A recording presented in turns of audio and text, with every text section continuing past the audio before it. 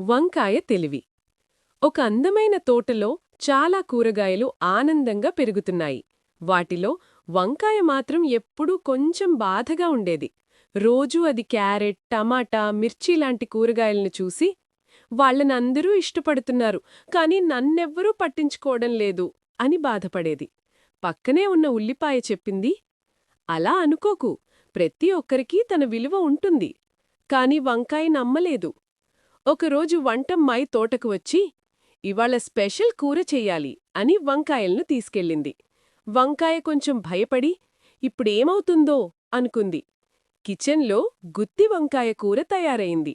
మసాలాలు, సువాసనలు మొత్తం గది నింపేశాయి. అందరూ కూర తిన్నాక, వావ్, సూపర్ టేస్ట్ అని పొగిడారు. అది విని వంకాయ ఆనందంతో, అరే, నాకు విలువ ఉందే అని గర్వంగా అనుకుంది. అప్పుడది తనను తాను చిన్నగా చూడకూడదని అర్థం చేసుకుంది. మోరల్: మన విలువ మనకు తెలియకపోవచ్చు,